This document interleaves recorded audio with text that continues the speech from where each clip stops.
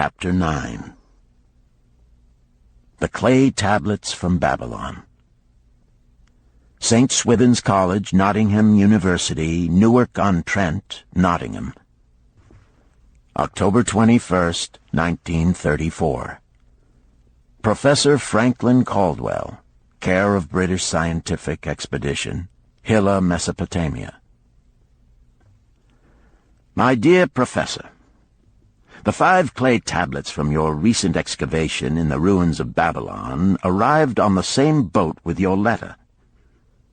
I have been fascinated no end and have spent many pleasant hours translating their inscriptions. I should have answered your letter at once, but delayed until I could complete the translations which are attached. The tablets arrived without damage thanks to your careful use of preservatives and excellent packing. You will be as astonished as we in the laboratory at the story they relate. One expects the dim and distant past to speak of romance and adventure. Arabian Nights sort of things, you know. When instead it discloses the problem of a person named Dabasir to pay off his debts, one realizes that conditions upon this old world have not changed as much in 5,000 years as one might expect. It's odd, you know, but these old inscriptions rather rag me, as the students say. Being a college professor, I am supposed to be a thinking human being possessing a working knowledge of most subjects. Yet here comes this old chap out of the dust-covered ruins of Babylon to offer a way I had never heard of to pay off my debts, and at the same time acquire gold to jingle in my wallet. Pleasant thought, I say, and interesting to prove whether it will work as well nowadays as it did in old Babylon. Mrs. Shrewsbury and myself are planning to try out his plan upon our own affairs, which could be much improved. Wishing you the best of luck in your worthy undertaking and waiting eagerly another opportunity to assist, I am, yours sincerely, Alfred H. Shrewsbury, Department of Archaeology. Tablet 1. Now, when the moon becometh full, I, Dabasir, who am but recently returned from slavery in Syria, with the determination to pay my many just debts and become a man of means worthy of respect in my native city of Babylon, do here engrave upon the clay a permanent record of my affairs to guide and assist me in carrying through my high desires. Under the wise advice of my good friend Mathon, the gold lender, I am determined to follow an exact plan that he doth say will lead any honorable man out of debt into means and self-respect. This plan includeth 3 purposes which are my hope and desire. First, the plan doth provide for my future prosperity. Therefore 1/10 of all I earn shall be set aside as my own to keep. For Mathon speaketh wisely when he saith, That man who keepeth in his purse both gold and silver that he need not spend is good to his family and loyal to his king. The man who hath but a few coppers in his purse is indifferent to his family and indifferent to his king. But the man who hath naught in his purse is unkind to his family and disloyal to his king, for his own heart is bitter. Therefore the man who wisheth to achieve must have coin that he may keep to jingle in his purse, that he have in his heart love for his family and loyalty to his king. Second, the plan doth provide that I shall support and clothe my good wife who hath returned to me with loyalty from the house of her father. For Mathon doth say that to take good care of a faithful wife putteth self-respect into the heart of a man, and addeth strength and determination to his purposes. Therefore 7/10 of all I earn shall be used to provide a home, clothes to wear, and food to eat, with a bit extra to spend, that our lives be not lacking in pleasure and enjoyment. But he doth further enjoin the greatest care that we spend not greater than 7/10 of what I earn for these worthy purposes. Herein lieth the success of the plan. I must live upon this portion, and never use more, nor buy what I may not pay for out of this portion. This ends Disc 3. The Richest Man in Babylon, Disc 4. Tablet 2. Third, the plan doth provide that out of my earnings my debts shall be paid. Therefore each time the moon is full, 2/10 of all I have earned shall be divided honorably and fairly among those who have trusted me and to whom I am indebted. Thus in due time will all my indebtedness be surely paid. Therefore do I here engrave the name of every man to whom I am indebted, and the honest amount of my debt. Faru the cloth weaver, 2 silver, 6 copper. Sinjar the couch maker, 1 silver. Amar my friend, 3 silver, 1 copper. Zantkar my friend, 4 silver, 7 copper. Askamir my friend, 1 silver, 3 copper. Haransir the jewel maker, 6 silver, 2 copper. Diarbekir my father's friend, 4 silver, 1 copper. Alkahad the house owner, 14 silver. Mathon the gold lender, 9 silver. Birajik the farmer, 1 silver, 7 copper. From here on, disintegrated, cannot be deciphered. Tablet 3. To these creditors do I owe in total 119 pieces of silver and 141 pieces of copper. Because I did owe these sums and saw no way to repay, in my folly I did permit my wife to return to her father, and didst leave my native city and seek easy wealth elsewhere, only to find disaster and to see myself sold into the degradation of slavery.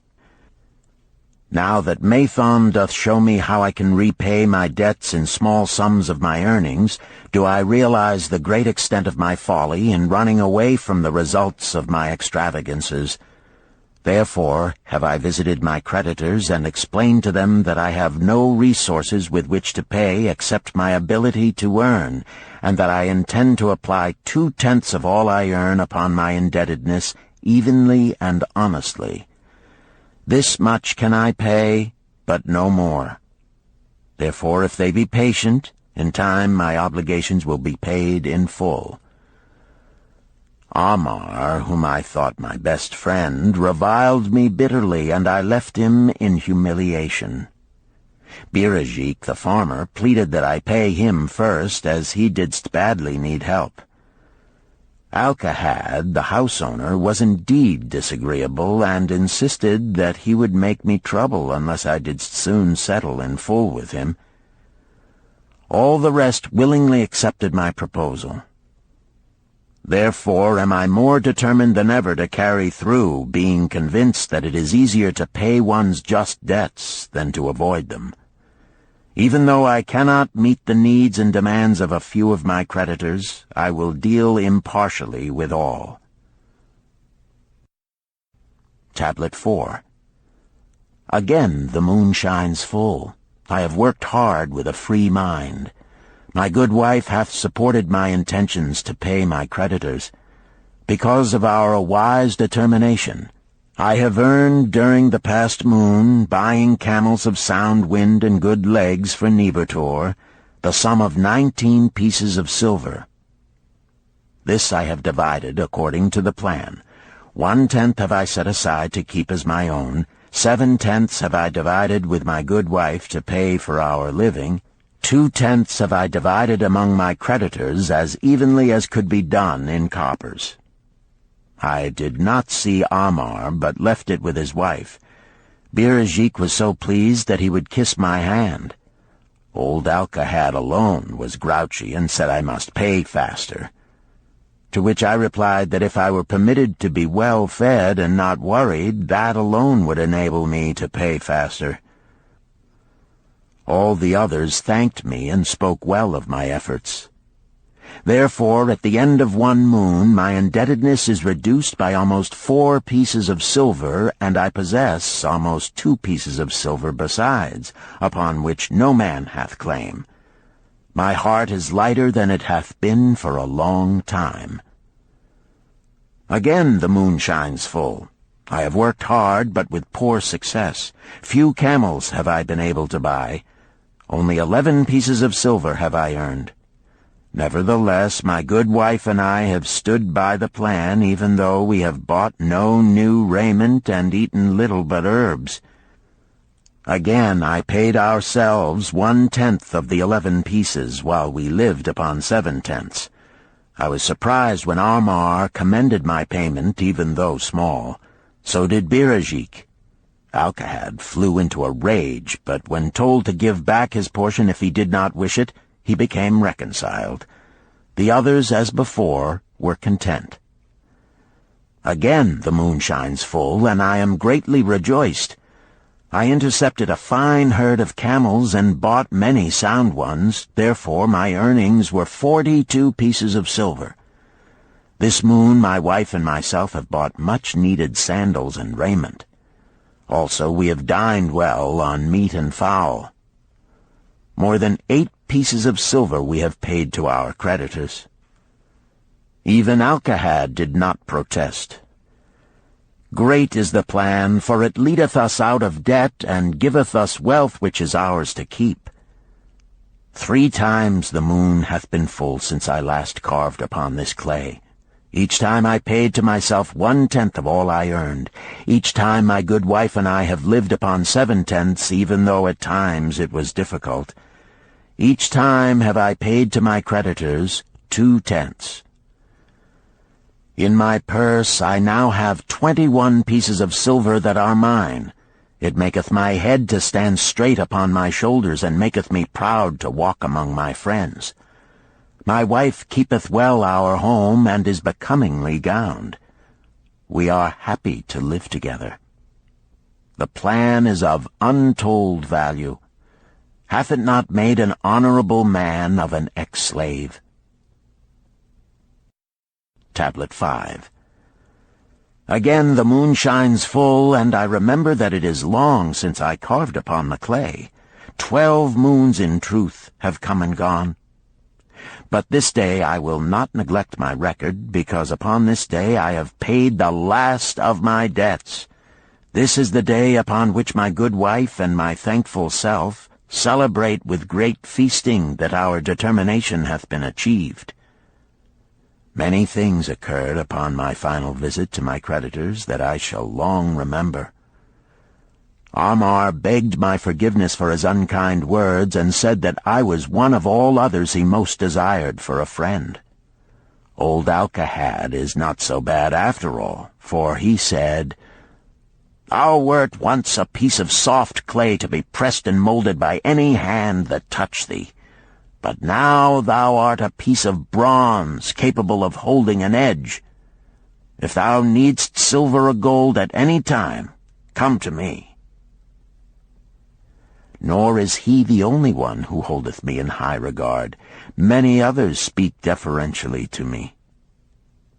My good wife looketh upon me with a light in her eyes that doth make a man have confidence in himself. Yet it is the plan that hath made my success. It hath enabled me to pay all my debts, and to jingle both gold and silver in my purse. I do commend it to all who wish to get ahead.